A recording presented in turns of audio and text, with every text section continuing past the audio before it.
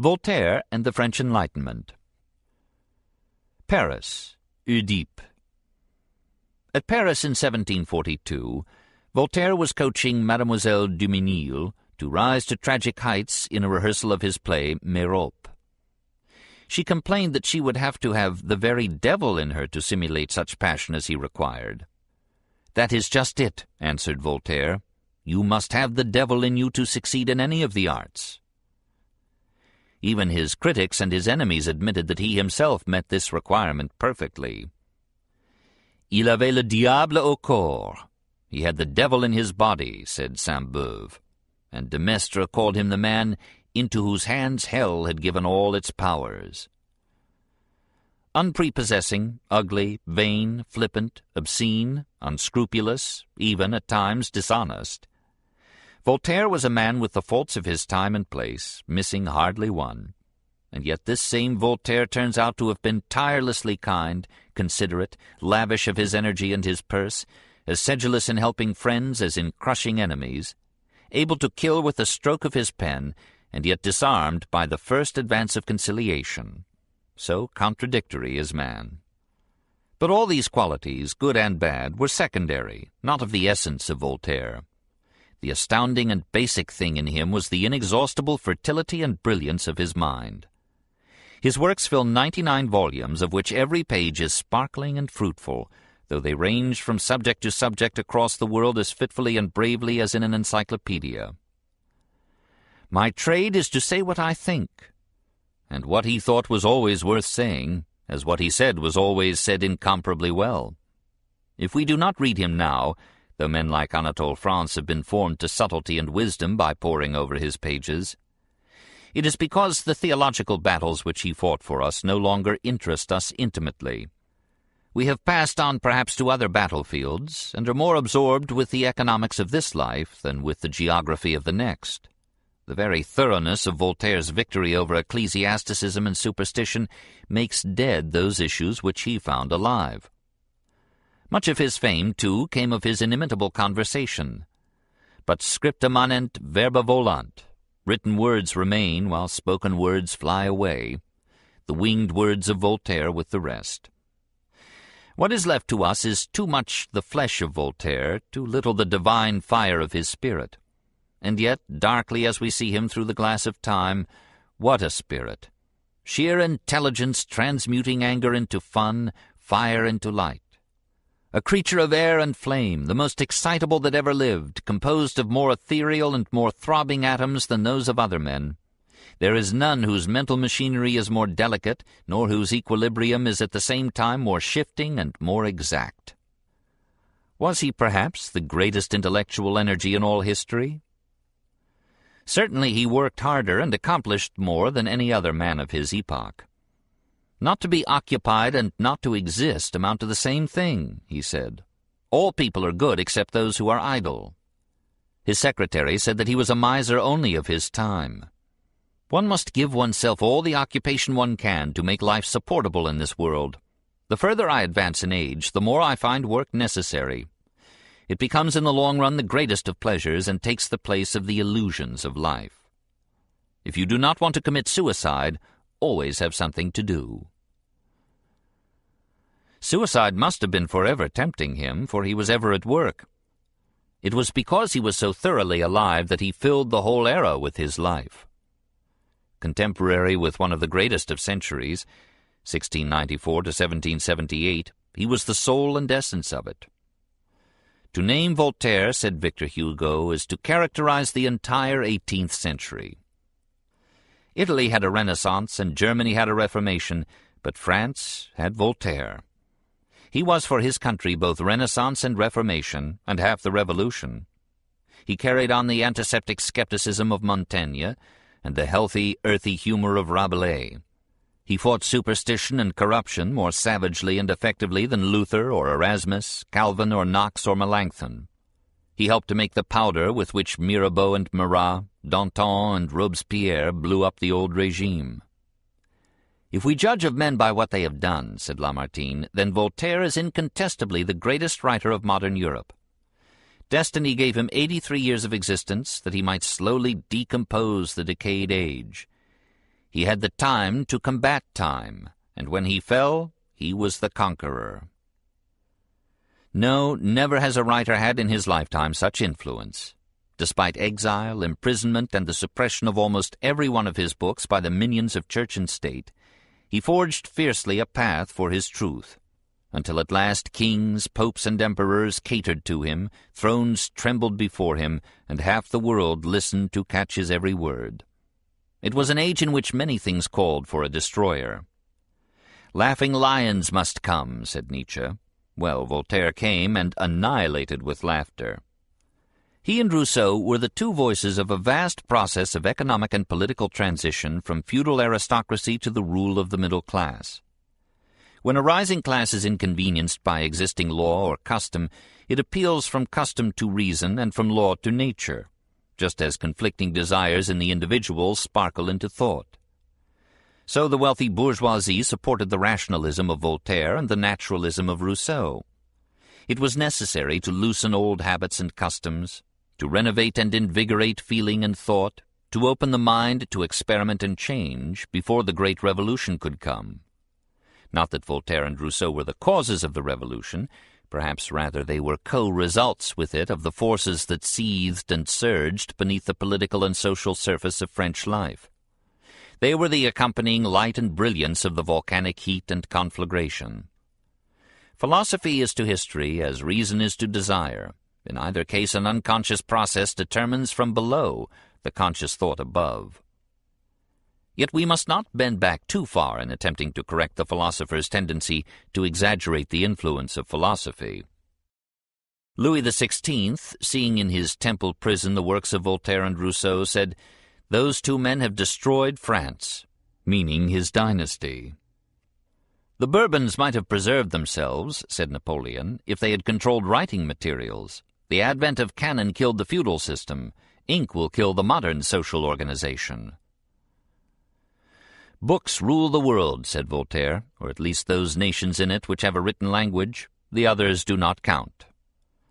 Nothing enfranchises like education, and he proceeded to enfranchise France. When once a nation begins to think, it is impossible to stop it. But with Voltaire, France began to think.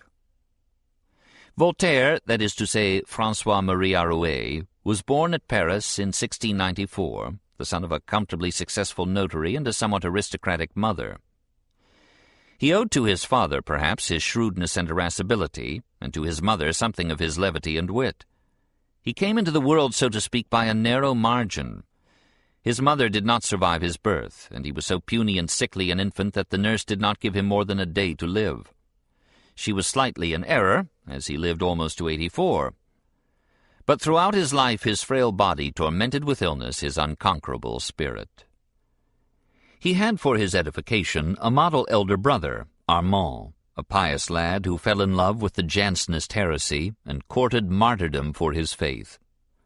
"Well," said Armand to a friend who advised the better part of valor, "if you do not want to be hanged, at least do not put off other people." The father said he had two fools for his sons, one in verse and the other in prose. The fact that François made verses almost as soon as he could write his name convinced his very practical father that nothing good would come of him. But the famous hetaira, Ninon de l'Enclos, who lived in the provincial town to which the Arouets had returned after the birth of François, saw in the youth signs of greatness, and when she died she left him 2,000 francs for the purchase of books. His early education came from these and from a dissolute abbé, a Jérôme Coignard in the flesh, who taught him skepticism along with his prayers. His later educators, the Jesuits, gave him the very instrument of skepticism by teaching him dialectic, the art of proving anything, and therefore at last the habit of believing nothing. François became an adept at argument. While the boys played games in the fields, he, aged 12, stayed behind to discuss theology with the doctors. When the time came for him to earn his living, he scandalized his father by proposing to take up literature as a profession. "Literature," said Monsieur Arouet, "is the profession of the man who wishes to be useless to society and a burden to his relatives, and to die of hunger." One can see the table trembling under his emphasis. So François went in for literature. Not that he was a quiet and merely studious lad. He burnt the midnight oil of others. He took to staying out late, frolicking with the wits and roisterers of the town, and experimenting with the commandments, until his exasperated father sent him off to a relative at Caen with instructions to keep the youth practically in confinement. But his jailer fell in love with his wit and soon gave him free rein. After imprisonment, now as later, came exile. His father sent him to The Hague with the French ambassador, requesting strict surveillance of the madcap boy. But Francois at once fell in love with a little lady, Pampette, held breathless clandestine interviews with her, and wrote to her passionate letters ending always with the refrain, "I shall certainly love you forever." The affair was discovered, and he was sent home. He remembered Pampette for several weeks. In 1715, proud of his 21 years, he went to Paris just in time to be in at the death of Louis XIV.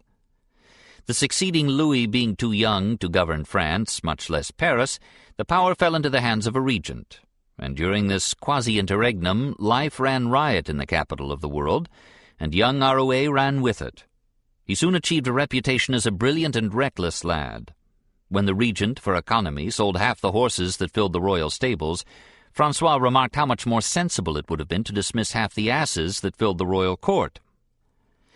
At last all the bright and naughty things whispered about Paris were fathered upon him, and it was his ill luck that these included 2 poems accusing the regent of desiring to usurp the throne.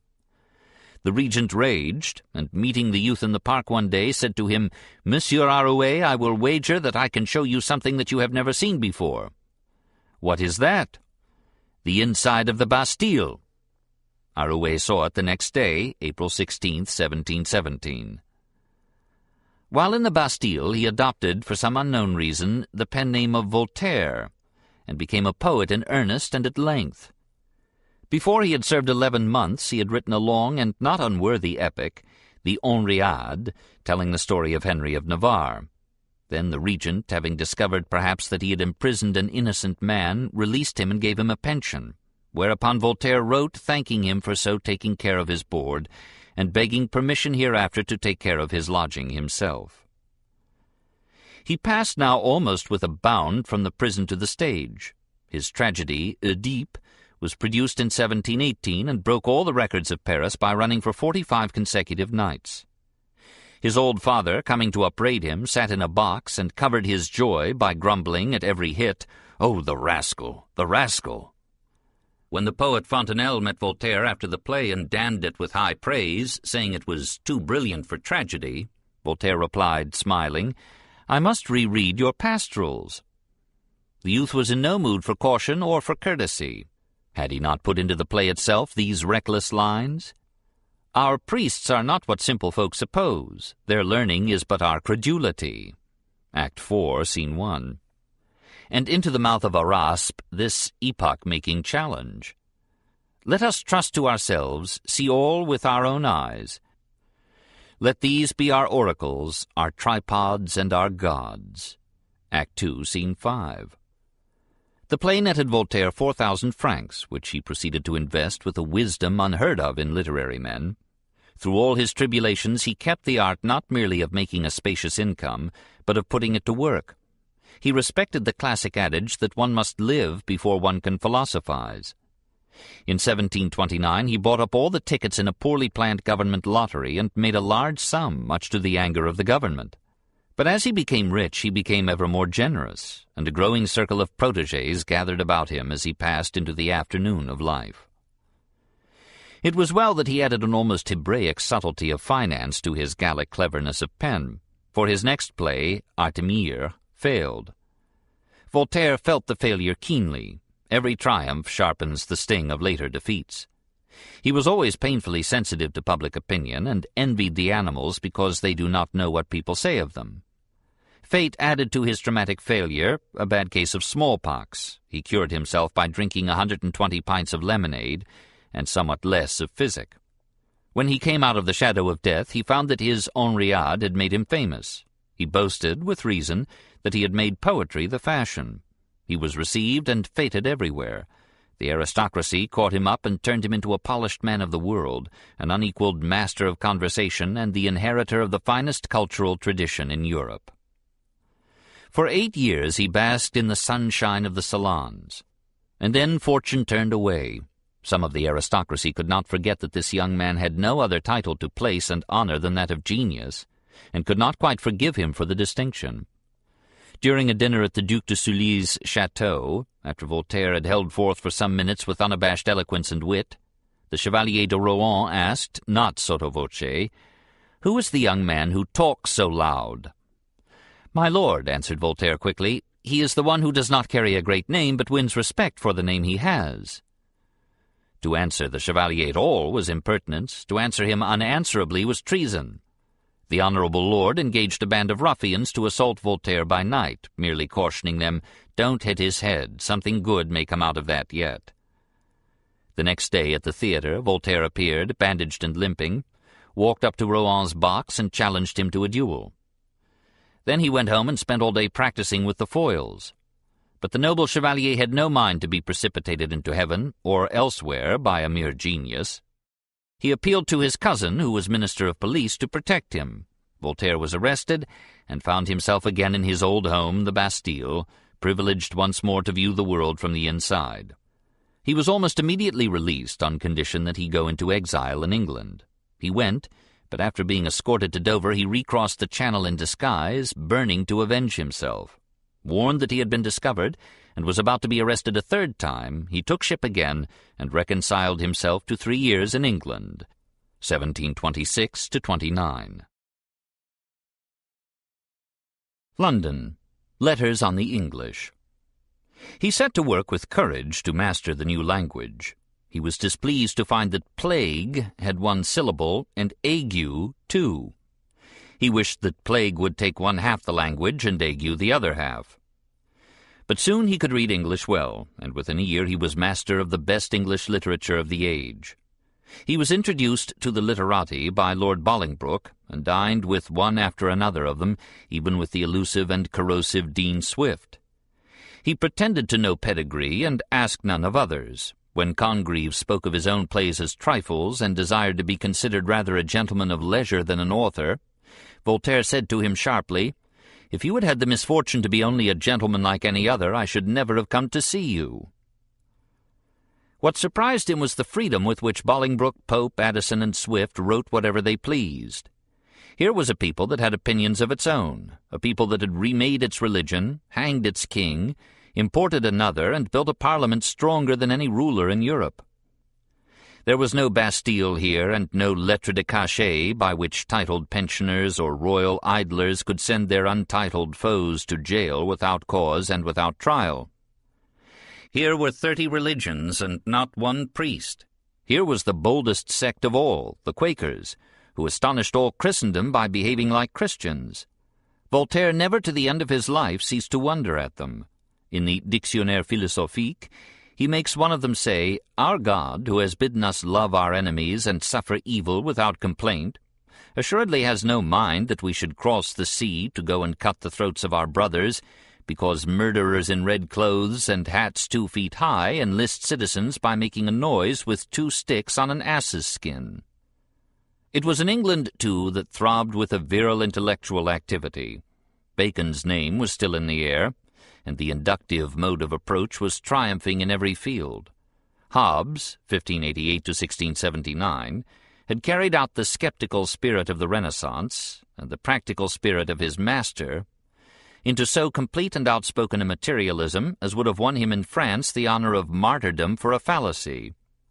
Locke, 1632 to 1704, had written a masterpiece of psychological analysis, the Essay on the Human Understanding, 1689, without any supernatural assumptions. Collins, Tyndall, and other deists were reaffirming their faith in God while calling into question every other doctrine of the established church. Newton had just died. Voltaire attended the funeral and often recalled the impression made upon him by the national honors awarded to this modest Englishman. Not long ago, he writes, a distinguished company were discussing the trite and frivolous question, who was the greatest man, Caesar, Alexander, Tamerlane, or Cromwell? Someone answered that without doubt it was Isaac Newton, and rightly, for it is to him who masters our minds by the force of truth, and not to those who enslave them by violence, that we owe our reverence. Voltaire became a patient and thorough student of Newton's works and was later the chief protagonist of Newton's views in France.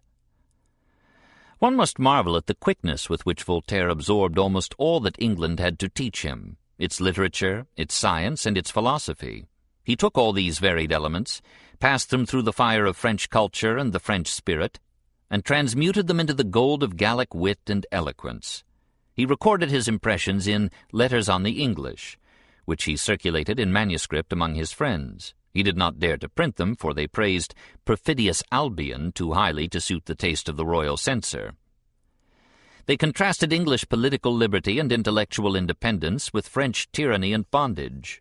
They condemned the idle aristocracy and the tithe-absorbing clergy of France, with their perpetual recourse to the Bastille as the answer to every question and every doubt.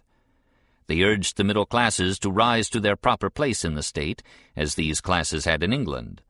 Without quite knowing or intending it, these letters were the first cock's crow of the Revolution.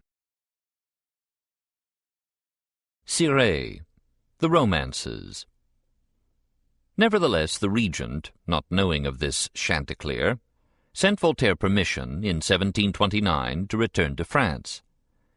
For 5 years Voltaire enjoyed again that Parisian life whose wine flowed in his veins and whose spirit flowed from his pen. And then some miscreant of a publisher, getting hold of the Letters on the English, turned them without the author's permission into print, and sold them far and wide, to the horror of all good Frenchmen, including Voltaire. The Parliament of Paris at once ordered the book to be publicly burned as scandalous, contrary to religion, to morals, and to respect for authority. And Voltaire learned that he was again on the way to the Bastille. Like a good philosopher, he took to his heels, merely utilizing the occasion to elope with another man's wife. The Marquise du Châtelet was 28. Voltaire, alas, was already 40. She was a remarkable woman. She had studied mathematics with the redoubtable Maupertuis, and then with Clairaut. She had written a learnedly annotated translation of Newton's Principia. She was soon to receive higher rating than Voltaire in a contest for a prize offered by the French Academy for an essay on the physics of fire. In short, she was precisely the kind of woman who never elopes. But the Marquis was so dull, and Voltaire was so interesting. A creature lovable in every way, she called him, the finest ornament in France. He returned her love with fervent admiration, called her a great man whose only fault was being a woman, formed from her and from the large number of highly talented women then in France his conviction of the native mental equality of the sexes, and decided that her chateau at Cirey was an admirable refuge from the inclement political weather of Paris. The Marquis was away with his regiment, which had long been his avenue of escape from mathematics, and he made no objection to the new arrangements. Because of the mariage de convenance, which forced rich old men on young women who had little taste for senility but much hunger for romance, the morals of the day permitted a lady to add a lover to her ménage, if it were done with a decent respect for the hypocrisies of mankind. And when she chose not merely a lover but a genius, all the world forgave her. In the chateau at Cirey they did not spend their time billing and cooing. All the day was taken up with study and research. Voltaire had an expensive laboratory equipped for work in natural science, and for years the lovers rivaled each other in discovery and disquisition. They had many guests, but it was understood that these should entertain themselves all day long till supper at 9. After supper, occasionally, there were private theatricals, or Voltaire would read to the guests one of his lively stories. Very soon Cirey became the Paris of the French mind. The aristocracy and the bourgeoisie joined in the pilgrimage to taste Voltaire's wine and wit, and see him act in his own plays. He was happy to be the center of this corrupt and brilliant world. He took nothing too seriously, and for a while made rire et faire rire, to laugh and to make laugh, his motto. Catherine of Russia called him the divinity of gaiety. If nature had not made us a little frivolous, he said, we should be most wretched. It is because one can be frivolous that the majority do not hang themselves. There was nothing of the dyspeptic Carlyle about him. Dulce est desipere in loco. It is sweet to be foolish on occasion. Woe to the philosophers who cannot laugh away their wrinkles, I look upon solemnity as a disease."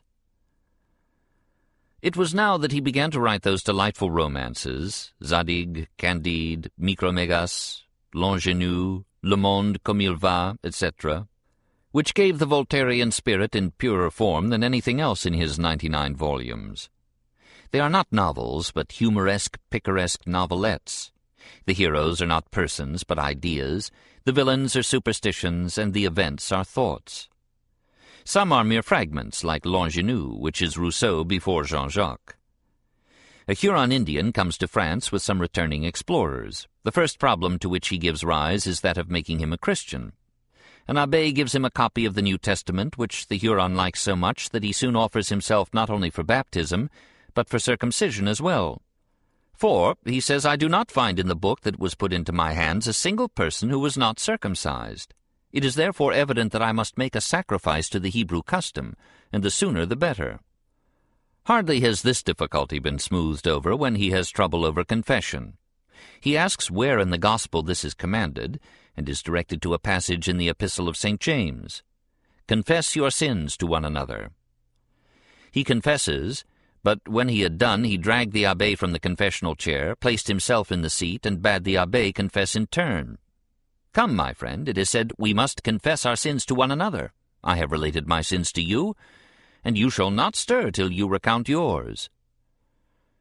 He falls in love with Miss Saint-Yves, but is told that he cannot marry her because she has acted as godmother at his baptism. He is very angry at this little trick of the fates and threatens to get unbaptized.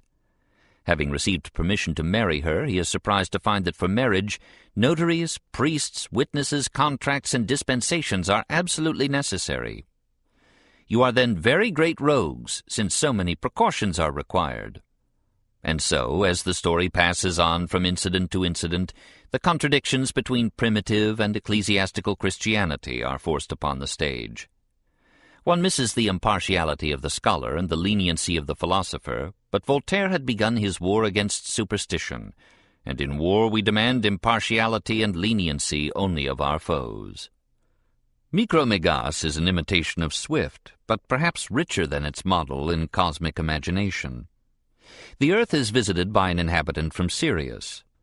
He is some 500,000 feet tall, as befits the citizen of so large a star.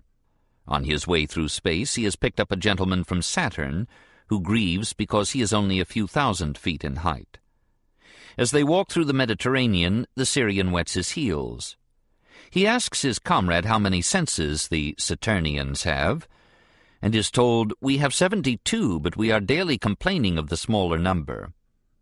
"To what age do you commonly live?" "Alas, a mere trifle. Very few on our globe survive 15,000 years. So you see that in a manner we begin to die the very moment we are born. Our existence is no more than a point, our duration an instant, and our globe an atom. Scarce do we begin to learn a little when death intervenes before we can profit by experience." As they stand in the sea, they take up a ship as one might pick up some animalcule, and the Syrian poises it on his thumbnail, causing much commotion among the human passengers. The chaplains of the ship repeated exorcisms, the sailors swore, and the philosophers formed a system to explain this disturbance of the laws of gravity. The Syrian bends down like a darkening cloud and addresses them. "O ye intelligent atoms, in whom the Supreme Being hath been pleased to manifest his omniscience and power, without doubt your joys on this earth must be pure and exquisite. For being unencumbered with matter, and to all appearance little else than soul, you must spend your lives in the delights of pleasure and reflection, which are the true enjoyments of a perfect spirit. True happiness I have nowhere found, but certainly here it dwells." "We have matter enough," answered one of the philosophers, "to do abundance of mischief. You must know, for example, that at this very moment, while I am speaking, there are 100,000 animals of our own species, covered with hats, slaying an equal number of their fellow creatures who wear turbans. At least they are either slaying or being slain, and this has usually been the case all over the earth from time immemorial." "Miscreants!" cried the indignant Syrian. I have a good mind to take 2 or 3 steps and trample the whole nest of such ridiculous assassins under my feet." "Don't give yourself the trouble," replied the philosopher. "They are industrious enough in securing their own destruction. At the end of 10 years, the 100th part of these wretches will not survive. Besides, the punishment should not be inflicted upon them, but upon those sedentary and slothful barbarians who, from their palaces, give orders for murdering 1,000,000 of men, and then solemnly thank God for their success." Next to Candide, which belongs to a later period of Voltaire's life, the best of these tales is Zadig. Zadig was a Babylonian philosopher, as wise as it is possible for men to be. He knew as much of metaphysics as hath ever been known in any age, that is, little or nothing at all. Jealousy made him imagine that he was in love with Semira. In defending her against robbers, he was wounded in the left eye. A messenger was dispatched to Memphis for the great Egyptian physician Hermes, who came with a numerous retinue. He visited Zadig, and declared that the patient would lose his eye. He even foretold the day and hour when this fatal event would happen. "Had it been the right eye," said he, "I could easily have cured it, but the wounds of the left eye are incurable." All Babylon lamented the fate of Zadig and admired the profound knowledge of Hermes. In 2 days the abscess broke of its own accord, and Zadig was perfectly cured. Hermes wrote a book to prove that it ought not to have healed. Zadig did not read it. He hurried instead to Semira, only to find that upon hearing Hermes's first report, she had betrothed herself to another man, having, she said, an unconquerable aversion to one-eyed men. Zadig thereupon married a peasant woman, hoping to find in her the virtues which had been missing in the court lady Semira. To make sure of the fidelity of his wife, he arranged with a friend that he, Zadig, should pretend to die, and that the friend should make love to the wife an hour later. So Zadig had himself pronounced dead, and lay in the coffin while his friend first commiserated and then congratulated the widow, and at last proposed immediate marriage to her. She made a brief resistance, and then, protesting she would ne'er consent, consented. Zadig rose from the dead and fled into the woods to console himself with the beauty of nature. Having become a very wise man, he was made vizier to the king, to whose realm he brought prosperity, justice, and peace. But the queen fell in love with him, and the king, perceiving it, began to be troubled. He particularly remarked that the queen's shoes were blue, and that Zadig's shoes were blue, that his wife's ribbons were yellow, and that Zadig's bonnet was yellow. He resolved to poison them both, but the queen discovered the plot and sent a note to Zadig. "Fly, I conjure thee, by our mutual love and our yellow ribbon." Zadig again fled into the woods. He then represented to himself the human species as it really is, as a parcel of insects devouring one another on a little atom of clay. This true image seemed to annihilate his misfortunes by making him sensible of the nothingness of his own being and that of Babylon. His soul launched into infinity, and detached from the senses, contemplated the immutable order of the universe. But when, afterwards, returning to himself, he considered that the queen had perhaps died for him, the universe vanished from sight. Passing out of Babylon, he saw a man cruelly beating a woman. He responded to her cries for help, fought the man, and at last, to save himself, struck a blow which killed his enemy. Thereupon he turned to the lady and asked, "What further, madam, wouldst thou have me do for thee?" "Die, villain, for thou hast killed my lover. Oh, that I were able to tear out thy heart." Zadig was shortly afterward captured and enslaved, but he taught his master philosophy and became his trusted counselor. Through his advice, the practice of sati, by which a widow had herself buried with her husband, was abolished by a law which required that before such martyrdom the widow should spend an hour alone with a handsome man. Sent on a mission to the king of Serendib, Zadig taught him that an honest minister could best be found by choosing the lightest dancer among the applicants. He had the vestibule of the dance-hall filled with loose valuables, easily stolen, and arranged that each candidate should pass through the vestibule alone and unwatched. When they had all entered, they were asked to dance. Never had dancers performed more unwillingly or with less grace. Their heads were down, their backs bent, their hands pressed to their sides. And so the story rushes on. We can imagine those evenings at Cirey. Potsdam and Frederick. Those who would not come to him wrote to him. In 1736 began his correspondence with Frederick, then prince and not yet great. Frederick's first letter was like that of a boy to a king. Its lavish flattery gives us an inkling of the reputation which Voltaire, though he had not yet written any of his masterpieces, had already won. It proclaims Voltaire as the greatest man of France, and a mortal who does honor to language. I count it one of the greatest honors of my life to be born the contemporary of a man of such distinguished attainments as yours. It is not given to everyone to make the mind laugh. And what pleasures can surpass those of the mind?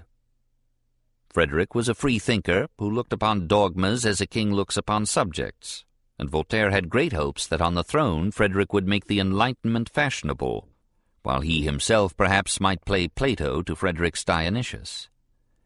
When Frederick demurred to the flattery with which Voltaire answered his own, Voltaire replied, "A prince who writes against flattery is as singular as a pope who writes against infallibility." Frederick sent him a copy of the Anti-Machiavel, in which the prince spoke very beautifully of the iniquity of war and of the duty of a king to preserve peace. Voltaire wept tears of joy over this royal pacifist. A few months later, Frederick, made king, invaded Silesia and plunged Europe into a generation of bloodshed. In 1745, the poet and his mathematician went to Paris when Voltaire became a candidate for membership in the French Academy. To achieve this quite superfluous distinction, he called himself a good Catholic, complimented some powerful Jesuits, lied inexhaustibly, and in general behaved as most of us do in such cases. He failed, but a year later he succeeded and delivered a reception address which is one of the classics of the literature of France. For a while he lingered in Paris, flitting from salon to salon and producing play after play. From Oedipe at 18 to Irene at 83, he wrote a long series of dramas, some of them failures, most of them successes. In 1730, Brutus failed, and in 1732, Eriphyle failed. His friends urged him to abandon the drama, but in the same year he produced Zaire, which became his greatest success. Mahomet followed in 1741, Merope in 1743, Semiramis in 1748, and Tancred in 1760. Meanwhile, tragedy and comedy had entered his own life. After 15 years, his love for Madame du Châtelet had somewhat thinned. They had even ceased to quarrel. In 1748, the Marquise fell in love with the handsome young Marquis de Saint-Lambert.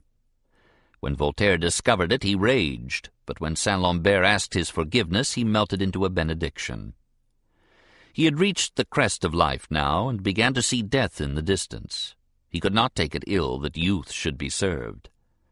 "Such are women," he said philosophically, forgetting that such are men, too. "I displaced Richelieu, Saint-Lambert turns me out. That is the order of things. One nail drives out another, so goes the world." He wrote a pretty stanza to the third nail. "Saint-Lambert, it is all for thee the flower grows. The rose's thorns are all for me, for thee the rose." Then in 1749 came the death of Madame du Châtelet in childbirth. It was characteristic of the age that her husband and Voltaire and Saint-Lambert should meet at her deathbed with not one word of reproach, and indeed made friends by their common loss. Voltaire tried to forget his bereavement in work. For a time he busied himself with his Siècle de Louis XIV, but what rescued him from despondency was the opportune renewal of Frederick's invitation to come to his court at Potsdam. An invitation accompanied by 3,000 francs for traveling expenses was irresistible. Voltaire left for Berlin in 1750. It soothed him to find himself assigned to a splendid suite in Frederick's palace, and accepted on equal terms by the most powerful monarch of the age. At first his letters were full of satisfaction. Writing on July 24th to d'Argental, he describes Potsdam: 150,000 soldiers, opera, comedy, philosophy, poetry, grandeur and graces, grenadiers and muses, trumpets and violins, the suppers of Plato, society and liberty. Who would believe it? Yet it is very true. Years before he had written, Mon Dieu, what a delightful life it would be to lodge with 3 or 4 men of letters with talents and no jealousy. What imagination! To love one another, live quietly, cultivate one's art, talk of it, enlighten ourselves mutually. I picture to myself that I shall some day live in this little paradise. And here it was. Voltaire avoided the state dinners. He could not bear to be surrounded with bristling generals. He reserved himself for the private suppers to which Frederick, later in the evening, would invite a small inner circle of literary friends. For this greatest prince of his age yearned to be a poet and a philosopher. The conversation at these suppers was always in French. Voltaire tried to learn German, but gave it up after nearly choking, and wished the Germans had more wit and fewer consonants. One who heard the conversation said that it was better than the most interesting and best-written book in the world. They talked about everything and said what they thought. Frederick's wit was almost as sharp as Voltaire's, and only Voltaire dared to answer him with that finesse which could kill without giving offense. "One thinks boldly, one is free here," wrote Voltaire joyfully. Frederick scratches with one hand but caresses with the other. "I am crossed in nothing. I find a port after 50 years of storm. I find the protection of a king, the conversation of a philosopher, the charms of an agreeable man, united in one who for 16 years consoled me in misfortune and sheltered me from my enemies. If one can be certain of anything, it is of the character of the King of Prussia." However, in November of this same year, Voltaire thought he would improve his finances by investing in Saxon bonds, despite Frederick's prohibition of such investments. The bonds rose, and Voltaire profited, but his agent Hirsch tried to blackmail him by threatening to publish the transaction. Voltaire sprang at his throat and sent him sprawling. Frederick learned of the affair and fell into a royal rage. "I shall want him at the most another year," he said to La Métrie. "One squeezes the orange and throws away the rind." La Métrie, perhaps anxious to disperse his rivals, took care to report this to Voltaire. The suppers were resumed. "But," wrote Voltaire, "the orange rind haunts my dreams. The man who fell from the top of a steeple, and finding the falling through the air soft, said, 'Good, provided it lasts,' was not a little as I am." He half desired a break, for he was as homesick as only a Frenchman can be. The decisive trifle came in 1752. Maupertuis, the great mathematician whom Frederick had imported from France with so many others in an attempt to arouse the German mind by direct contact with the Enlightenment, quarreled with a subordinate mathematician, Koenig, over an interpretation of Newton. Frederick entered into the dispute on the side of Maupertuis, and Voltaire, who had more courage than caution, entered it on the side of Koenig. "Unluckily for me," he wrote to Madame Denis, "I am also an author, and in the opposite camp to the king. I have no scepter, but I have a pen." About the same time, Frederick was writing to his sister, "The devil is incarnate in my men of letters. There is no doing anything with them. These fellows have no intelligence except for society. It must be a consolation to animals to see that people with minds are often no better than they." It was now that Voltaire wrote against Maupertuis his famous diatribe of Dr. Akakia. He read it to Frederick, who laughed all night over it, but begged Voltaire not to publish it. Voltaire seemed to acquiesce, but the truth was that the thing was already sent to the printer, and the author could not bring himself to practice infanticide on the progeny of his pen. When it appeared, Frederick burst into flame, and Voltaire fled from the conflagration. At Frankfurt, though in territory quite outside Frederick's jurisdiction, he was overtaken and arrested by the king's agents, and told that he could not go on until he surrendered Frederick's poem, the Palladium, which had not been adapted for polite society, and outpucelled Voltaire's Pucelle itself. But the terrible manuscript was in a trunk which had been lost on the way, and for weeks till it came Voltaire was kept almost in prison. A bookseller to whom he owed something thought it an opportune moment to come and press for the payment of his bill, Voltaire, furious, gave him a blow on the ear, whereupon Voltaire's secretary, Coligny, offered comfort to the man by pointing out, "Sir, you have received a box on the ear from one of the greatest men in the world." Freed at last, he was about to cross the frontier into France when word came that he was exiled. The hunted old soul hardly knew where to turn. For a time he thought of going to Pennsylvania. One may imagine his desperation. He spent the March of 1754 seeking an agreeable tomb in the neighborhood of Geneva, safe from the rival autocrats of Paris and Berlin.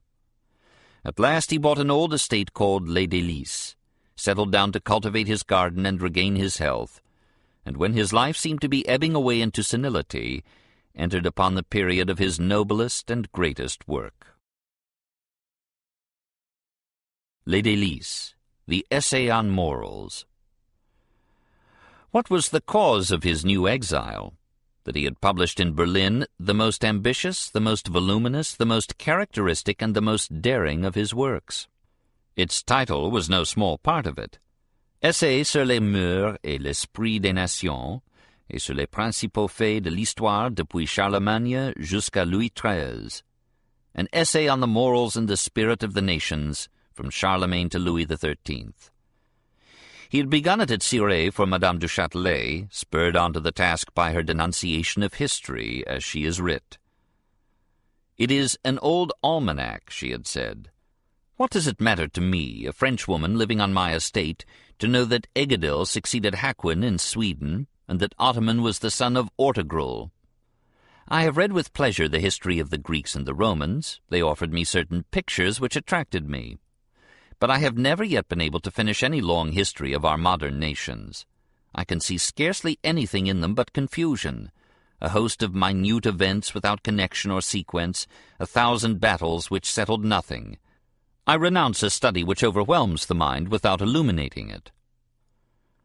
Voltaire had agreed. He had made his ingenue say, "History is nothing more than a picture of crimes and misfortunes." And he was to write to Horace Walpole, July 15, 1768, "Truly, the history of the Yorkists and Lancastrians, and many others, is much like reading the history of highway robbers." But he had expressed to Madame du Châtelet the hope that a way out might lie in applying philosophy to history, and endeavoring to trace, beneath the flux of political events, the history of the human mind. "Only philosophers should write history," he said.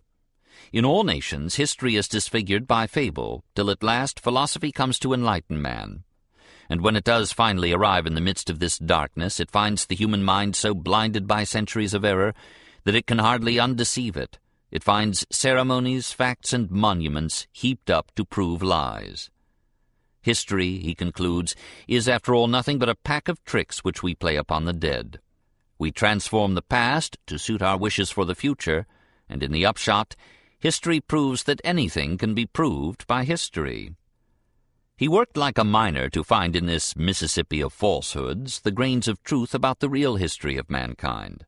Year after year he gave himself to preparatory studies, a history of Russia, a history of Charles XII, the age of Louis XIV, and the age of Louis XIII.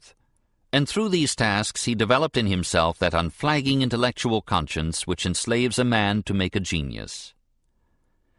The Jesuit Père Daniel, who produced a history of France, had placed before him in the Royal Library of Paris 1,200 volumes of documents and manuscripts, spent an hour or so looking through them, and then, turning to Father Tournemine, the former teacher of Voltaire, dismissed the matter by declaring that all this material was useless old paper which he had no need of for the purpose of writing his history. Not so Voltaire. He read everything on his subject that he could lay his hands on. He pored over hundreds of volumes of memoirs. He wrote hundreds of letters to survivors of famous events. And even after publishing his works he continued to study and improved every edition. But this gathering of material was only preparatory. What was needed was a new method of selection and arrangement. Mere facts would not do, even if, as so seldom happens, they were facts. Details that lead to nothing are to history what baggage is to an army, impedimenta. We must look at things in the large, for the very reason that the human mind is so small and sinks under the weight of minutiae. Facts should be collected by analysts and arranged in some kind of historical dictionary where one might find them at need as one finds words. What Voltaire sought was a unifying principle by which the whole history of civilization in Europe could be woven on one thread, and he was convinced that this thread was the history of culture. He was resolved that his history should not deal with kings, but with movements, forces, and masses, not with nations, but with the human race, not with wars, but with the march of the human mind. Battles and revolutions are the smallest part of the plan. Squadrons and battalions conquering or being conquered, towns taken and retaken, are common to all history. Take away the arts and the progress of the mind, and you will find nothing in any age remarkable enough to attract the attention of posterity. I wish to write a history not of wars, but of society, and to ascertain how men lived in the interior of their families, and what were the arts which they commonly cultivated. My object is the history of the human mind, and not a mere detail of petty facts, nor am I concerned with the history of great lords. But I want to know what were the steps by which men passed from barbarism to civilization. This rejection of kings from history was part of that democratic uprising which at last rejected them from government. The Essai sur les Mœurs began the dethronement of the Bourbons. And so he produced the first philosophy of history, the first systematic attempt to trace the streams of natural causation in the development of the European mind. It was to be expected that such an experiment should follow upon the abandonment of supernatural explanations. History could not come into its own until theology gave way. According to Buckle, Voltaire's book laid the basis of modern historical science. Gibbon, Niebuhr, Buckle, and Grote were his grateful debtors and followers. He was the caput nihil of them all, and is still unsurpassed in the field which he first explored. But why did his greatest book bring him exile? Because, by telling the truth, it offended everybody. It especially enraged the clergy by taking the view later developed by Gibbon, that the rapid conquest of paganism by Christianity had disintegrated Rome from within and prepared it to fall an easy victim to the invading and immigrating barbarians. It enraged them further by giving much less space than usual to Judea and Christendom, and by speaking of China, India, and Persia, and of their faiths, with the impartiality of a Martian. In this new perspective, a vast and novel world was revealed. Every dogma faded into relativity. The endless East took on something of the proportions given it by geography. Europe suddenly became conscious of itself as the experimental peninsula of a continent and a culture greater than its own. How could it forgive a European for so unpatriotic a revelation? The king decreed that this Frenchman who dared to think of himself as a man first and a Frenchman afterward should never put foot upon the soil of France again. Ferney, Candide. Lady Lease had been a temporary home, a centre from which Voltaire might prospect to find a shelter of more permanence. He found it in 1758 at Ferney, just inside the Swiss line near France. Here he would be secure from the French power, and yet near to French refuge if the Swiss government should trouble him. This last change ended his Wanderjahre. His fitful runnings to and fro had not been all the result of nervous restlessness. They had reflected, too, his ubiquitous insecurity from persecution. Only at 64 did he find a house that could be also his home. There is a passage at the end of one of his tales, The Travels of Scarmentado, which almost applies to its author. As I had now seen all that was rare or beautiful on earth, I resolved for the future to see nothing but my own home. I took a wife, and soon suspected that she deceived me, but notwithstanding this doubt, I still found that of all conditions of life this was much the happiest. He had no wife, but he had a niece, which is better for a man of genius. We never hear of his wishing to be in Paris. There can be no doubt that this wise exile prolonged his days. He was happy in his garden, planting fruit trees which he did not expect to see flourish in his lifetime. When an admirer praised the work he had done for posterity, he answered, "Yes, I have planted 4,000 trees." He had a kind word for everybody, but could be forced to sharper speech. One day he asked a visitor whence he came. "From Mr. Holler's." "He is a great man," said Voltaire, "a great poet, a great naturalist, a great philosopher, almost a universal genius." "What you say, sir, is the more admirable, as Mr. Haller does not do you the same justice." "Ah," said Voltaire, "perhaps we are both mistaken." Ferney now became the intellectual capital of the world. Every learned man or enlightened ruler of the day paid his court either in person or by correspondence.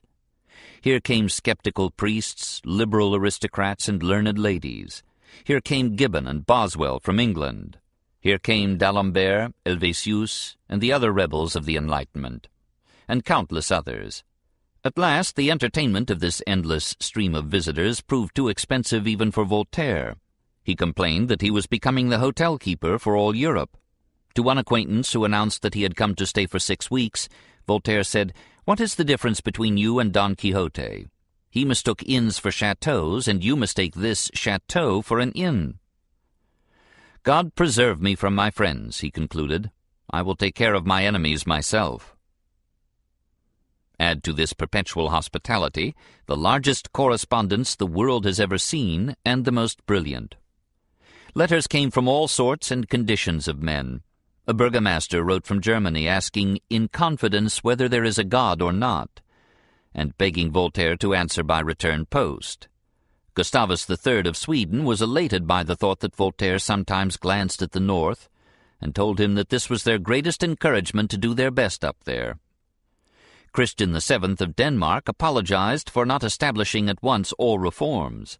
Catherine II of Russia sent him beautiful presents, wrote frequently, and hoped he would not consider her importunate. Even Frederick, after a year of doldrums, returned to the fold and resumed his correspondence with the King of Ferney. "You have done me great wrongs," he wrote. "I have forgiven them all, and I even wish to forget them. But if you had not had to do with a madman in love with your noble genius, you would not have gotten off so well. Do you want sweet things? Very well, I will tell you some truths. I esteem in you the finest genius that the ages have borne. I admire your poetry. I love your prose. Never has an author before you had a tact so keen, a taste so sure and delicate. You are charming in conversation. You know how to amuse and instruct at the same time.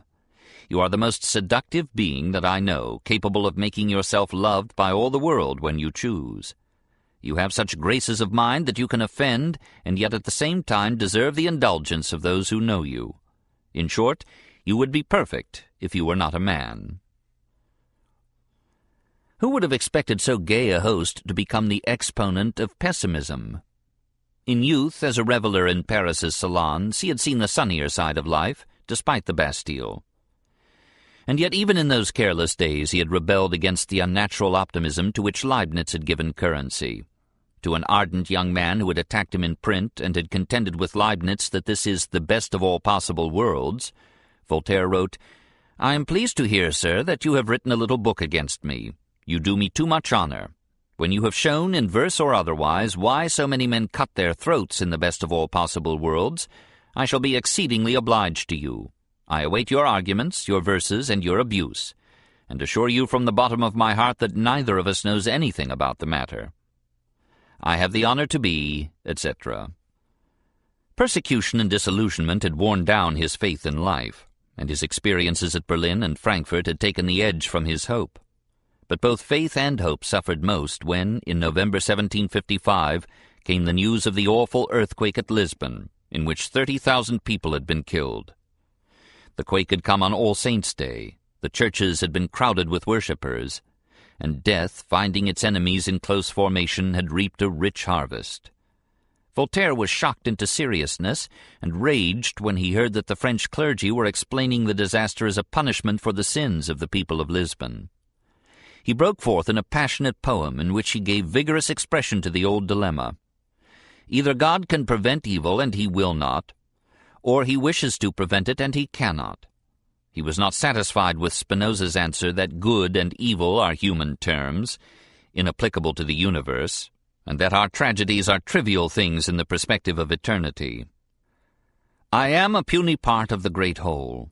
Yes, but all animals condemned to live, all sentient things born by the same stern law, suffer like me and like me also die. The vulture fastens on his timid prey, and stabs with bloody beak the quivering limbs. All's well, it seems, for it, but in a while an eagle tears the vulture into shreds. The eagle is transfixed by shafts of man. The man, prone in the dust of battlefields, mingling his blood with dying fellow men, becomes in turn the food of ravenous birds. Thus the whole world and every member groans, all born for torment and for mutual death. And o'er this ghastly chaos you would say the ills of each make up the good of all. What blessedness! And as with quaking voice, mortal and pitiful, ye cry, all's well, the universe belies you, and your heart refutes 100 times your mind's conceit. What is the verdict of the vastest mind? Silence. The book of fate is closed to us. Man is a stranger to his own research. He knows not whence he comes, nor whither goes. Tormented atoms in a bed of mud, devoured by death, a mockery of fate. But thinking atoms, whose far-seeing eyes, guided by thoughts, have measured the faint stars. Our being mingles with the infinite. Ourselves we never see or come to know. This world, this theatre of pride and wrong, swarms with sick fools who talk of happiness. Once did I sing, in less lugubrious tone, the sunny ways of pleasure's general rule.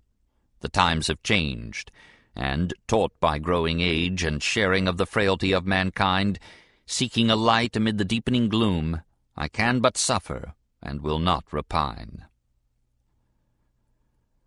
A few months later, the 7 Years' War broke out.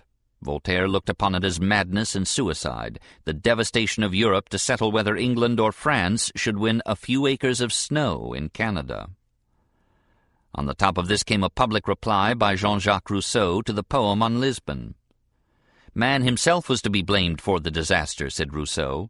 If we lived out in the fields and not in the towns, we should not be killed on so large a scale. If we lived under the sky and not in houses, houses would not fall upon us. Voltaire was amazed at the popularity won by this profound theodicy, and angry that his name should be dragged into the dust by such a Quixote, he turned upon Rousseau that most terrible of all the intellectual weapons ever wielded by man, the mockery of Voltaire. In 3 days, in 1751, he wrote Candide. Never was pessimism so gaily argued, never was man made to laugh so heartily while learning that this is a world of woe. And seldom has a story been told with such simple and hidden art. It is pure narrative and dialogue, no descriptions padded out, and the action is riotously rapid. In Voltaire's fingers, said Anatole France, the pen runs and laughs.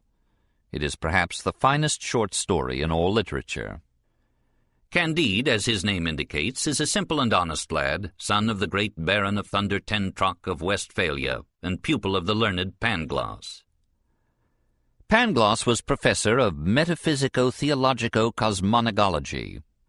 It is demonstrable, said he, that all is necessarily for the best end. Observe that the nose has been formed to bear spectacles. Legs were visibly designed for stockings. Stones were designed to construct castles. Pigs were made so that we might have pork all the year round. Consequently, they who assert that all is well have said a foolish thing. They should have said all is for the best. While Pangloss is discoursing, the castle is attacked by the Bulgarian army, and Candide is captured and turned into a soldier. He was made to wheel about to the right and to the left, to draw his rammer, to return his rammer, to present, to fire, to march.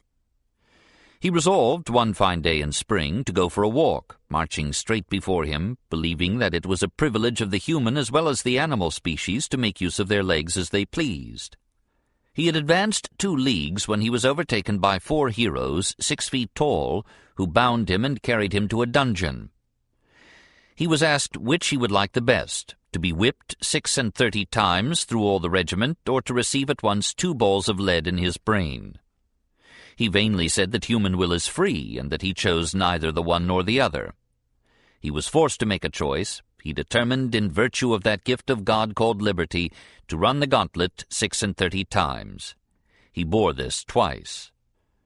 Candide escapes, takes passage to Lisbon, and on board ship meets Professor Pangloss, who tells how the Baron and Baroness were murdered and the castle destroyed. All this, he concludes, was indispensable, For private misfortune makes the general good, so that the more private misfortunes there are, the greater is the general good. They arrive in Lisbon just in time to be caught in the earthquake. After it is over, they tell each other their adventures and sufferings, whereupon an old servant assures them that their misfortunes are as nothing compared with her own. 100 times I was on the point of killing myself, but I loved life. This ridiculous foible is perhaps one of our most fatal characteristics, for is there anything more absurd than to wish to carry continually a burden which one can always throw down?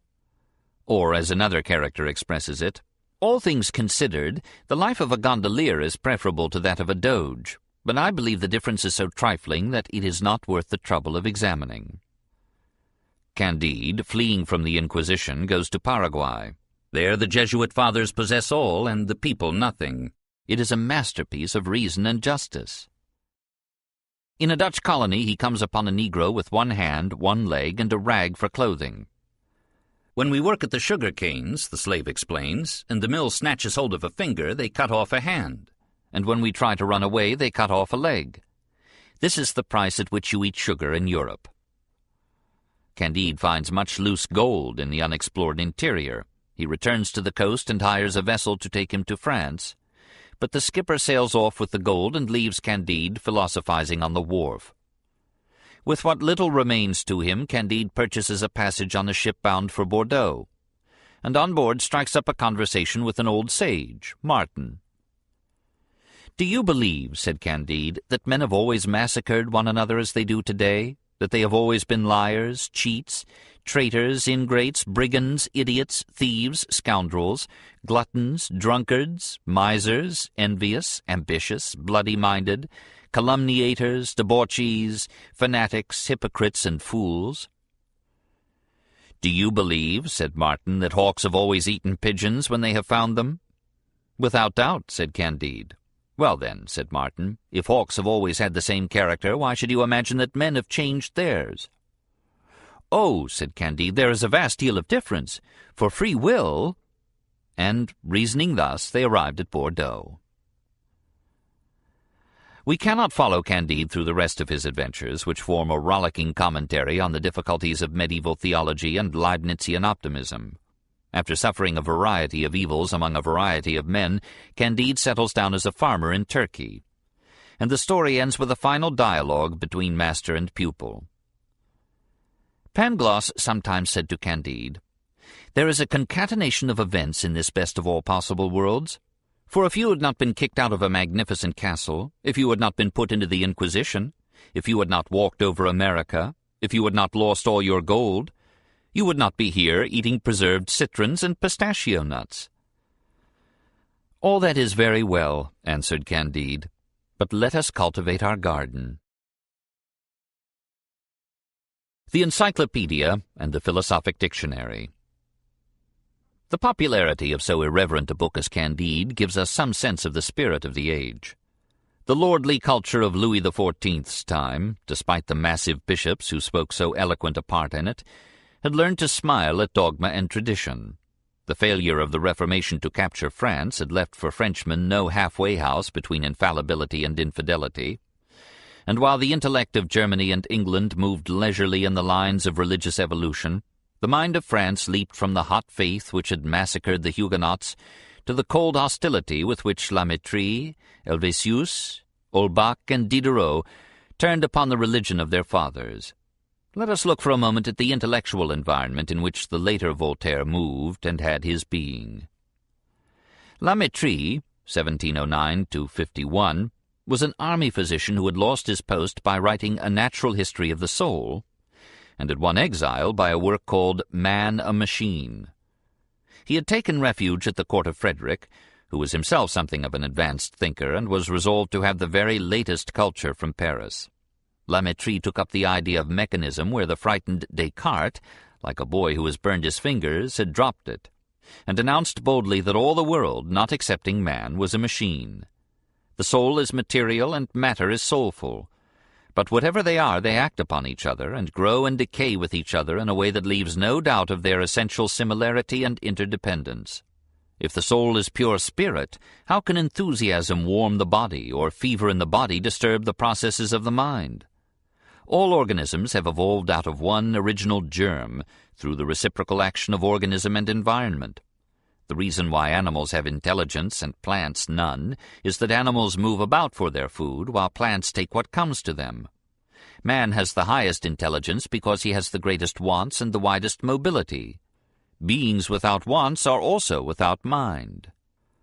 Though La Métrie was exiled for these opinions, Helvétius, 1715–71, who took them as the basis of his book On Man, became one of the richest men in France and rose to position and honor. Here we have the ethic, as in La Métrie the metaphysic, of atheism. All action is dictated by egoism, self-love. Even the hero follows the feeling which for him is associated with the greatest pleasure, and virtue is egoism furnished with a spyglass. Conscience is not the voice of God, but the fear of the police. It is the deposit left in us from the stream of prohibitions poured over the growing soul by parents and teachers and press. Morality must be founded not on theology, but on sociology. The changing needs of society, and not any unchanging revelation or dogma, must determine the good. The greatest figure in this group was Denis Diderot, 1713–84.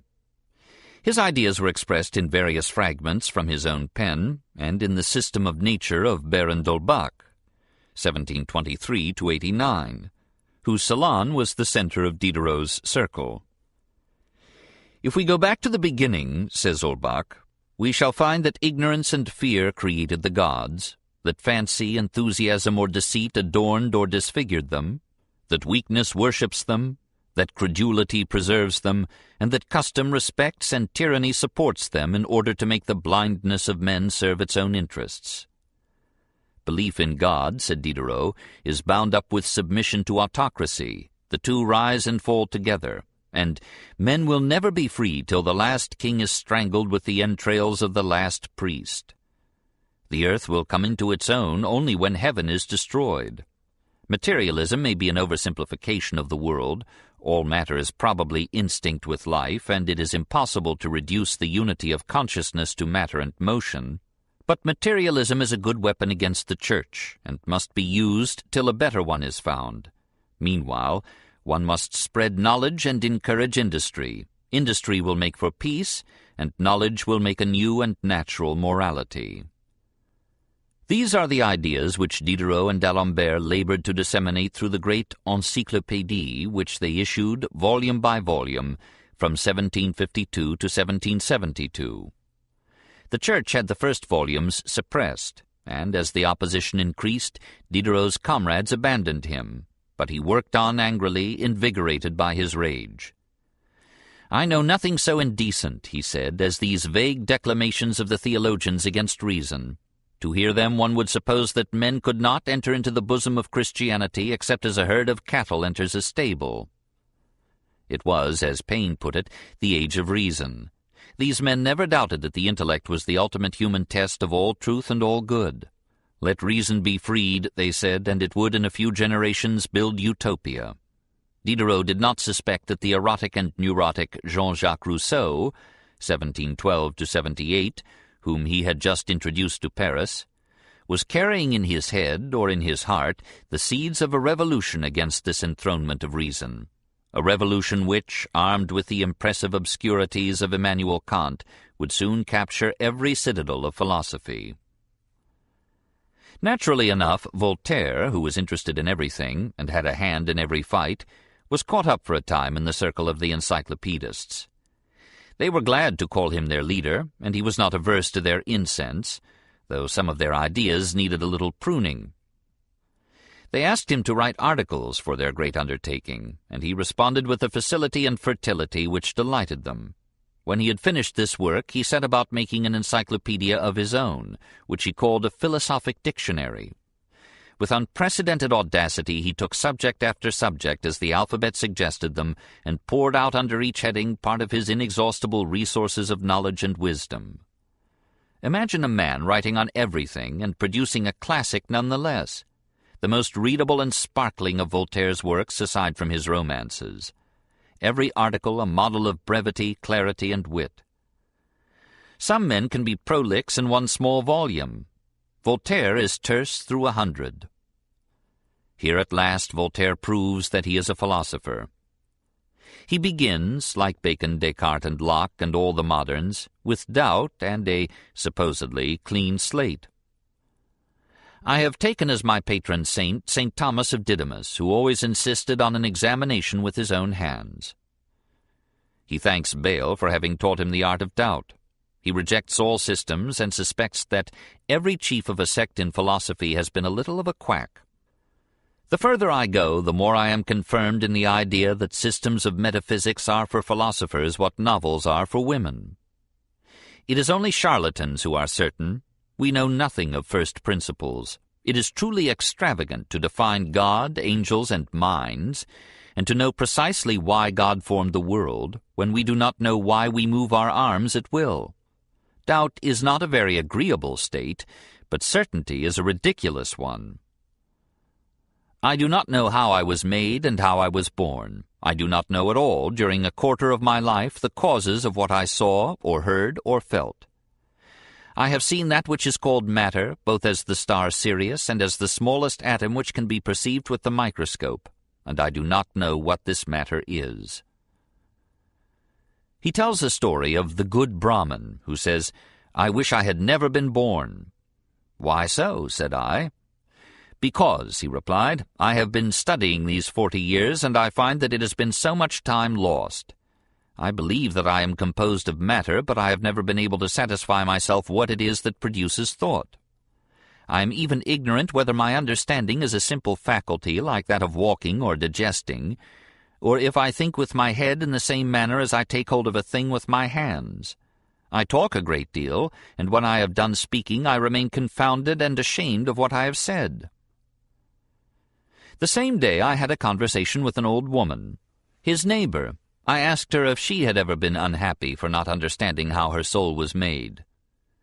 She did not even comprehend my question.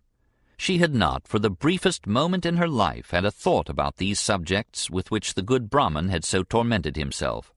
She believed in the bottom of her heart in the metamorphoses of Vishnu, and provided she could get some of the sacred water of the Ganges in which to make her ablutions, she thought herself the happiest of women. Struck with the happiness of this poor creature, I returned to my philosopher, whom I thus addressed. "Are you not ashamed to be thus miserable when, not 50 yards from you, there is an old automaton who thinks of nothing and lives contented?" "You are right," he replied. "I have said to myself 1,000 times that I should be happy if I were but as ignorant as my old neighbor. And yet it is a happiness which I do not desire." This reply of the Brahmin made a greater impression on me than anything that had passed. Even if philosophy should end in the total doubt of Montaigne's qui sais-je, it is man's greatest adventure and his noblest. Let us learn to be content with modest advances in knowledge rather than be forever weaving new systems out of our mendacious imagination. We must not say, let us begin by inventing principles whereby we may be able to explain everything. Rather, we must say, let us make an exact analysis of the matter, and then we shall try to see, with much diffidence, if it fits in with any principle. The Chancellor Bacon had shown the road which science might follow, but then Descartes appeared and did just the contrary of what he should have done. Instead of studying nature, he wished to divine her. This best of mathematicians made only romances in philosophy. It is given us to calculate, to weigh, to measure, to observe. This is natural philosophy. Almost all the rest is chimera. Écraser l'infâme. Under ordinary circumstances, it is probable that Voltaire would never have passed out of the philosophic calm of this courteous skepticism to the arduous controversies of his later years. The aristocratic circles in which he moved agreed so readily with his point of view that there was no incentive to polemics. Even the priests smiled with him over the difficulties of the faith, and cardinals considered whether, after all, they might not yet make him into a good Capuchin. What were the events that turned him from the polite persiflage of agnosticism to a bitter anti-clericalism which admitted no compromise, but waged relentless war to crush the infamy of ecclesiasticism? Not far from Ferney lay Toulouse, the seventh city of France. In Voltaire's day the Catholic clergy enjoyed absolute sovereignty there, The city commemorated with frescoes the revocation of the Edict of Nantes, an edict which had given freedom of worship to Protestants, and celebrated as a great feast the day of the massacre of St. Bartholomew. No Protestant in Toulouse could be a lawyer, or a physician, or an apothecary, or a grocer, or a bookseller, or a printer. Nor could a Catholic keep a Protestant servant or clerk. In 1748 a woman had been fined 3,000 francs for using a Protestant midwife. Now it happened that Jean Calas, a Protestant of Toulouse, had a daughter who had become a Catholic, and a son who hanged himself, presumably because of disappointment in business. There was a law in Toulouse that every suicide should be placed naked on a hurdle, with face down, drawn thus through the streets, and then hanged on a gibbet. The father, to avert this, asked his relatives and his friends to testify to a natural death. In consequence, rumor began to talk of murder, and to hint that the father had killed the son to prevent his imminent conversion to Catholicism. Calas was arrested, put to torture, and died soon after, 1761. His family, ruined and hunted, fled to Ferney and sought the aid of Voltaire. He took them into his home, comforted them, and marveled at the story of medieval persecution which they told. About the same time, 1762, came the death of Elizabeth Servin. Again rumor charged that she had been pushed into a well just as she was about to announce her conversion to Catholicism. That a timid minority of Protestants would hardly dare to behave in this way was a rational consideration, and therefore out of the purview of rumor. In 1765, a young man by the name of Labarre, aged 16, was arrested on the charge of having mutilated crucifixes. Subject to torture, he confessed his guilt. His head was cut off and his body was flung into the flames while the crowd applauded.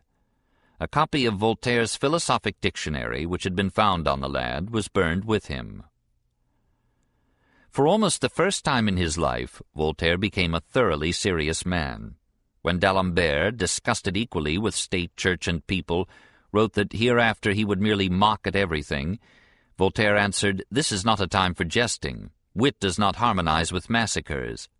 Is this the country of philosophy and pleasure? It is rather the country of the massacre of St. Bartholomew." It was with Voltaire now as with Zola and Anatole France in the case of Dreyfus. This tyrannous injustice lifted him up. He ceased to be merely a man of letters and became a man of action too. He laid aside philosophy for war, or rather turned his philosophy into relentless dynamite. During this time not a smile escaped me without my reproaching myself for it as for a crime. It was now that he adopted his famous motto, "Écrasez l'infâme," and stirred the soul of France against the abuses of the Church. He began to pour forth such intellectual fire and brimstone as melted mitres and sceptres, broke the power of the priesthood in France, and helped to overthrow a throne. He sent out a call to his friends and followers, summoning them to battle. "Come, brave Diderot, intrepid d'Alembert, ally yourselves. Overwhelm the fanatics and the knaves. Destroy the insipid declamations, the miserable sophistries, the lying history, the absurdities without number. Do not let those who have sense be subjected to those who have none, and the generation which is being born will owe to us its reason and its liberty." Just at this crisis an effort was made to buy him off. Through Madame de Pompadour he received an offer of a cardinal's hat as the reward of reconciliation with the Church. As if the rule of a few tongue-tied bishops could interest a man who was the undisputed sovereign of the world of intellect. Voltaire refused, and like another Cato began to end all his letters with "Crush the infamy."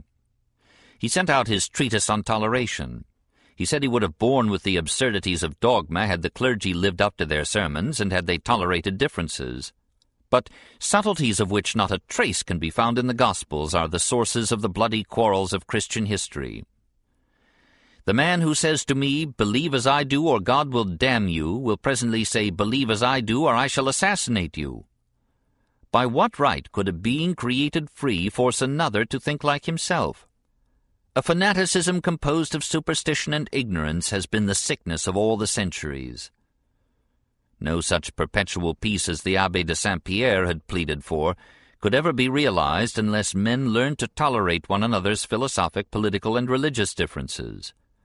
The very first step towards social health was the destruction of the ecclesiastical power in which intolerance had its root. The treatise on toleration was followed up with a Niagara of pamphlets, histories, dialogues, letters, catechisms, diatribes, squibs, sermons, verses, tales, fables, commentaries, and essays, under Voltaire's own name and under 100 pseudonyms. The most astonishing pell-mell of propaganda ever put out by one man. Never was philosophy phrased so clearly and with such life. Voltaire writes so well that one does not realize that he is writing philosophy. He said of himself, over-modestly, "I express myself clearly enough. I am like the little brooks which are transparent because they are not deep." And so he was read. Soon everybody, even the clergy, had his pamphlets. Of some of them, 300,000 copies were sold, though readers were far fewer then than now. Nothing like it had ever been seen in the history of literature.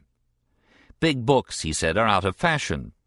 And so he sent forth his little soldiers, week after week, month after month, resolute and tireless, surprising the world with the fertility of his thought and the magnificent energy of his 70 years. As Helvetius put it, Voltaire had crossed the Rubicon and stood before Rome.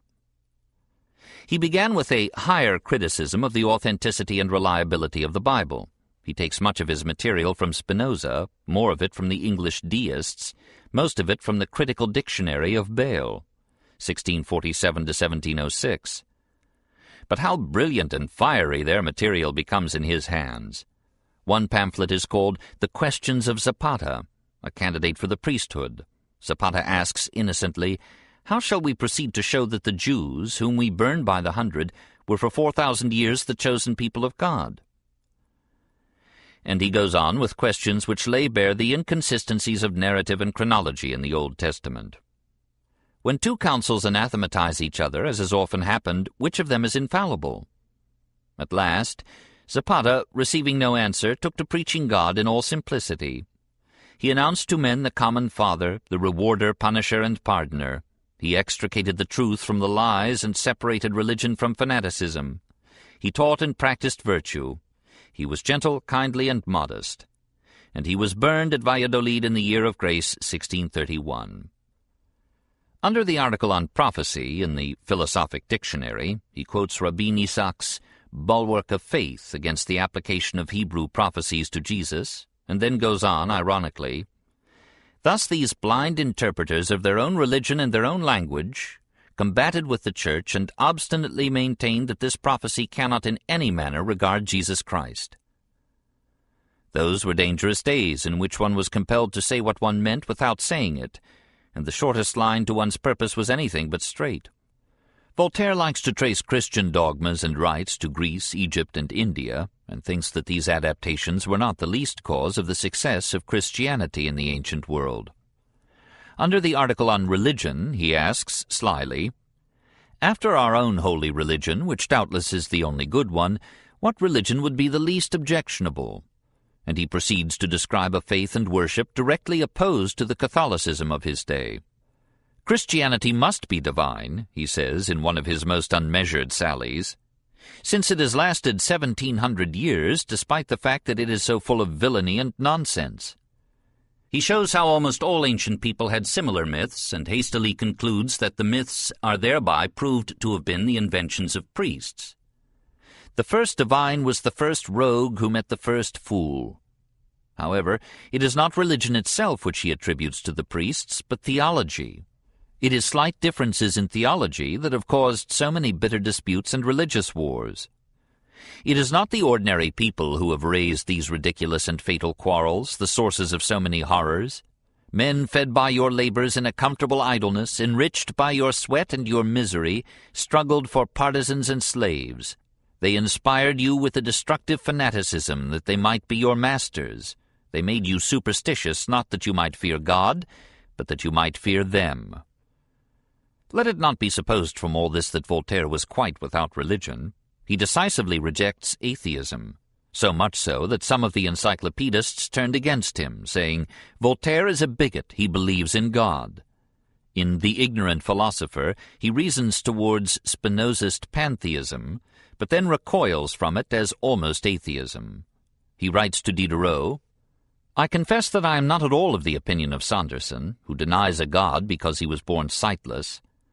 I am perhaps mistaken, but in his place I should recognize a great intelligence who had given me so many substitutes for sight, and perceiving on reflection the wonderful relations between all things, I should have suspected a workman infinitely able. If it is very presumptuous to divine what he is and why he has made everything that exists, so it seems to me very presumptuous to deny that he exists.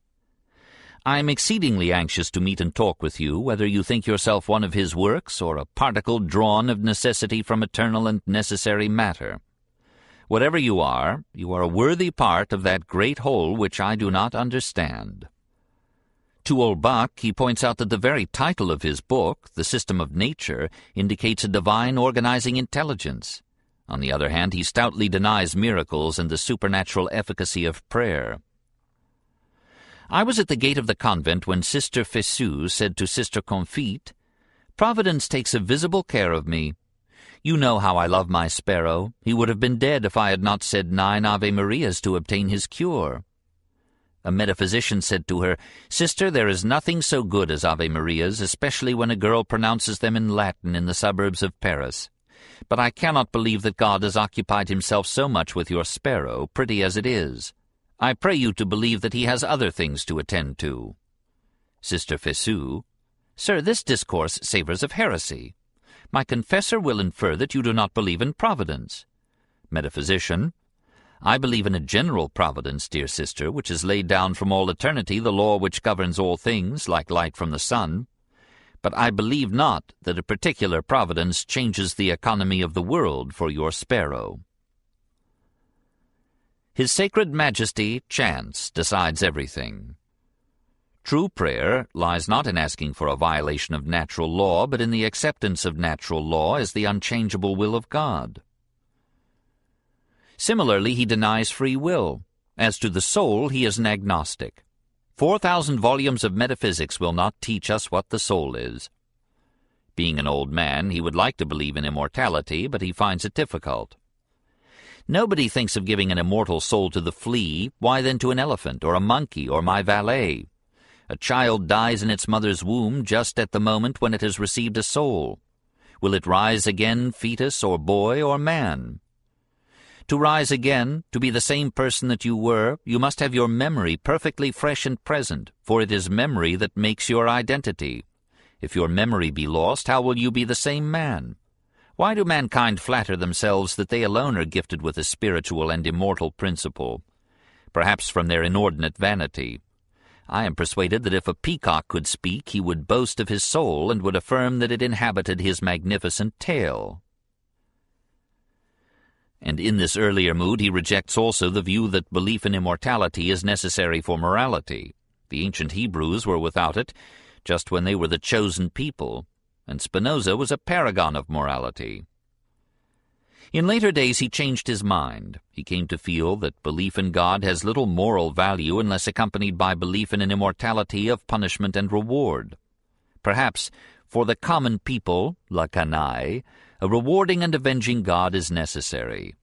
Bayle had asked if a society of atheists could subsist. Voltaire answers, yes, if they are also philosophers. But men are seldom philosophers. If there is a Hamlet, to be good it must have a religion. I want my lawyer, my tailor, and my wife to believe in God, says A in ABC. So I imagine I shall be less robbed and less deceived. If God did not exist, it would be necessary to invent him.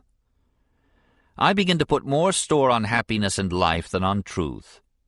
A remarkable anticipation, in the midst of the Enlightenment, of the very doctrine with which Immanuel Kant was later to combat the Enlightenment. He defends himself gently against his friends, the atheists. He addresses Holbach in the article on God in the dictionary. You yourself say that belief in God has kept some men from crime. This alone suffices me. When this belief prevents even 10 assassinations, 10 calumnies, I hold that all the world should embrace it. Religion, you say, has produced countless misfortunes. Say rather the superstition which reigns on our unhappy globe.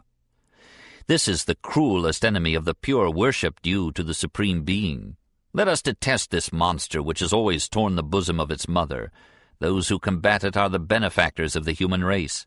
It is a serpent which chokes religion in its embrace. We must crush its head without wounding the mother whom it devours. This distinction between superstition and religion is fundamental with him. He accepts gladly the theology of the Sermon on the Mount and acclaims Jesus in tributes which could hardly be matched even with the pages of saintly ecstasy. He pictures Christ among the sages, weeping over the crimes that have been committed in his name. At last he built his own church with the dedication Deo erexit Voltaire, the only church in Europe, he said, that was erected to God. He addresses to God a magnificent prayer, and in the article Theist he expounds his faith finally and clearly. The theist is a man firmly persuaded of the existence of a supreme being as good as he is powerful, who has formed all things, who punishes without cruelty all crimes, and recompenses with goodness all virtuous actions. Reunited in this principle with the rest of the universe, he does not join any of the sects which all contradict one another. His religion is the most ancient and the most widespread, for the simple worship of a God preceded all the systems of the world. He speaks a language which all peoples understand, while they do not understand one another. He has brothers from Pekin to Cayenne, and he counts all the sages for his fellows. He believes that religion consists neither in the opinions of an unintelligible metaphysic, nor in vain shows, but in worship and in justice. To do good is his worship, to submit to God is his creed. The Mohammedan cries out to him, "Beware if you fail to make the pilgrimage to Mecca." The priest says to him, "Curses on you if you do not make the trip to Notre Dame de Lorette." He laughs at Lorette and at Mecca, but he succors the indigent and defends the oppressed. Voltaire and Rousseau. Voltaire was so engrossed in the struggle against ecclesiastical tyranny that during the later decades of his life he was compelled almost to withdraw from the war on political corruption and oppression. "Politics is not in my line. I have always confined myself to doing my little best to make men less foolish and more honorable." He knew how complex a matter political philosophy can become, and he shed his certainties as he grew. "I am tired of all these people who govern states from the recesses of their garrets. These legislators who rule the world at 2 cents a sheet, unable to govern their wives or their households, they take great pleasure in regulating the universe. It is impossible to settle these matters with simple and general formulae, or by dividing all people into fools and knaves on the one hand, and on the other ourselves. Truth has not the name of a party," and he writes to Vauvenargues, "It is the duty of a man like you to have preferences but not exclusions." Being rich, he inclines towards conservatism, for no worse reason than that which impels the hungry man to call for a change. His panacea is the spread of property. Ownership gives personality and an uplifting pride. The spirit of property doubles a man's strength. It is certain that the possessor of an estate will cultivate his own inheritance better than that of another. He refuses to excite himself about forms of government. Theoretically, he prefers a republic, but he knows its flaws. It permits factions which, if they do not bring on civil war, at least destroy national unity. It is suited only to small states protected by geographical situation, and as yet unspoiled and untorn with wealth. In general, men are rarely worthy to govern themselves. Republics are transient at best. They are the first form of society, arising from the union of families. The American Indians lived in tribal republics, and Africa is full of such democracies. But differentiation of economic status puts an end to these egalitarian governments, and differentiation is the inevitable accompaniment of development. Which is better, he asks, a monarchy or a republic? And he replies, for 4,000 years this question has been tossed about. Ask the rich for an answer, they all want aristocracy. Ask the people, they want democracy. Only the monarchs want monarchy. How then has it come about that almost the entire earth is governed by monarchs? Ask the rats who propose to hang a bell about the neck of the cat. But when a correspondent argues that monarchy is the best form of government, he answers, provided Marcus Aurelius is monarch, For otherwise, what difference does it make to a poor man whether he is devoured by a lion or by 100 rats? Likewise, he is almost indifferent to nationalities, like a traveled man. He has hardly any patriotism in the usual sense of that word. Patriotism commonly means, he says, that one hates every country but one's own. If a man wishes his country to prosper, but never at the expense of other countries, he is at the same time an intelligent patriot and a citizen of the universe. Like a good European, he praises England's literature and Prussia's king, while France is at war with both England and Prussia. So long as nations make a practice of war, he says, there is not much to choose among them. For he hates war above all else. War is the greatest of all crimes, and yet there is no aggressor who does not color his crime with the pretext of justice. It is forbidden to kill, therefore all murderers are punished unless they kill in large numbers and to the sound of trumpets. He has a terrible general reflection on man at the end of the article on man in the dictionary. 20 years are required to bring man from the state of a plant, in which he exists in the womb of his mother, and from the state of an animal, which is his condition in infancy, to a state in which the maturity of reason begins to make itself felt. 30 centuries are necessary in which to discover even a little of his structure. An eternity would be required to know anything of his soul, but 1 moment suffices in which to kill him. Does he therefore think of revolution as a remedy? No, for first of all he distrusts the people. When the people undertake to reason, all is lost. The great majority are always too busy to perceive the truth until change has made the truth an error, and their intellectual history is merely the replacement of one myth by another. When an old error is established, politics uses it as a morsel which the people have put into their own mouths until another superstition comes along to destroy this one, and politics profits from the second error as it did from the first. And then again, inequality is written into the very structure of society and can hardly be eradicated while men are men and life is a struggle. Those who say that all men are equal speak the greatest truth if they mean that all men have an equal right to liberty, to the possession of their goods, and to the protection of the laws. But equality is at once the most natural and the most chimerical thing in the world. Natural when it is limited to rights, unnatural when it attempts to level goods and powers. Not all citizens can be equally strong, but they can all be equally free. It is this which the English have won. To be free is to be subject to nothing but the laws. This was the note of the liberals, of Turgot and Condorcet and Mirabeau and the other followers of Voltaire who hoped to make a peaceful revolution. It could not quite satisfy the oppressed, who called not so much for liberty as for equality, equality even at the cost of liberty. Rousseau, voice of the common man, sensitive to the class distinctions which met him at every turn, demanded a leveling, and when the revolution fell into the hands of his followers, Marat and Robespierre, equality had its turn, and liberty was guillotined. Voltaire was skeptical of utopias to be fashioned by human legislators who would create a brand-new world out of their imaginations. Society is a growth in time, not a syllogism in logic, and when the past is put out through the door, it comes in at the window. The problem is to show precisely by what changes we can diminish misery and injustice in the world in which we actually live. In the historical eulogy of reason, Truth, the daughter of reason, voices her joy at the accession of Louis XVI and her expectation of great reforms, to which reason replies, "My daughter, you know well that I too desire these things, and more, but all this requires time and thought. I am always happy when, amid many disappointments, I obtain some of the amelioration I longed for." Yet Voltaire too rejoiced when Turgot came to power and wrote, "We are in the golden age up to our necks." Now would come the reforms he had advocated: juries, abolition of the tithe, an exemption of the poor from all taxes, etc. And had he not written that famous letter?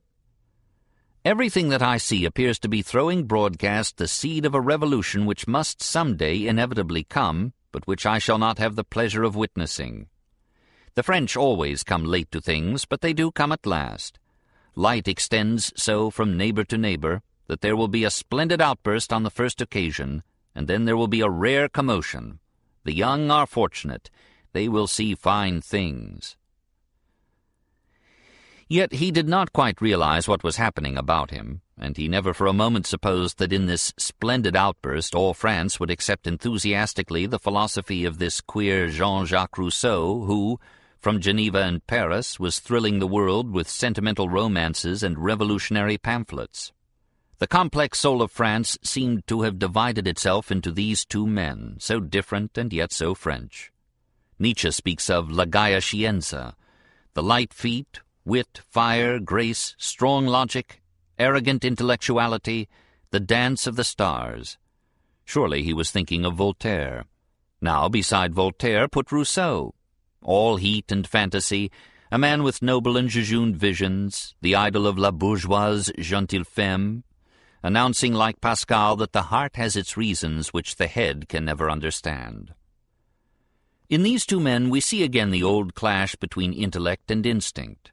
Voltaire believed in reason always. We can, by speech and pen, make men more enlightened and better. Rousseau had little faith in reason. He desired action. The risks of revolution did not frighten him. He relied on the sentiment of brotherhood to reunite the social elements scattered by turmoil and the uprooting of ancient habits. Let laws be removed, and men would pass into a reign of equality and justice. When he sent to Voltaire his Discourse on the Origin of Inequality, with its arguments against civilization, letters, and science, and for a return to the natural condition as seen in savages and animals, Voltaire replied, "I have received, sir, your new book against the human species, and I thank you for it. No one has ever been so witty as you are in trying to turn us into brutes. To read your book makes one long to go on all fours. As, however, it is now some 60 years since I gave up the practice, I feel that it is unfortunately impossible for me to resume it." He was chagrined to see Rousseau's passion for savagery continue into the social contract. "Ah, monsieur," he writes to Monsieur Borde, "you see now that Jean-Jacques resembles a philosopher as a monkey resembles a man. He is the dog of Diogenes gone mad." Yet he attacked the Swiss authorities for burning the book, holding to his famous principle. "I do not agree with a word that you say, but I will defend to the death your right to say it." And when Rousseau was fleeing from 100 enemies, Voltaire sent him a cordial invitation to come and stay with him at Les Délices. What a spectacle that would have been! Voltaire was convinced that all this denunciation of civilization was boyish nonsense, that man was incomparably better off under civilization than under savagery. He informs Rousseau that man is by nature a beast of prey, and that civilized society means a chaining of this beast, a mitigation of his brutality, and the possibility of the development, through social order, of the intellect and its joys. He agrees that things are bad. A government in which it is permitted a certain class of men to say, "Let those pay taxes who work, we should not pay because we do not work," is no better than a government of Hottentots. Paris has its redeeming features even amidst its corruption. In The World as It Goes, Voltaire tells how an angel sent Babuk to report on whether the city of Persepolis should be destroyed. Babuk goes and is horrified with the vices he discovers. But after a time, he began to grow fond of a city the inhabitants of which were polite, affable, and beneficent, though they were fickle, slanderous, and vain. He was much afraid that Persepolis would be condemned. He was even afraid to give in his account. This he did, however, in the following manner. He caused a little statue composed of different metals, of earth and of stones, the most precious and the most vile, to be cast by one of the best founders of the city, and carried it to the angel.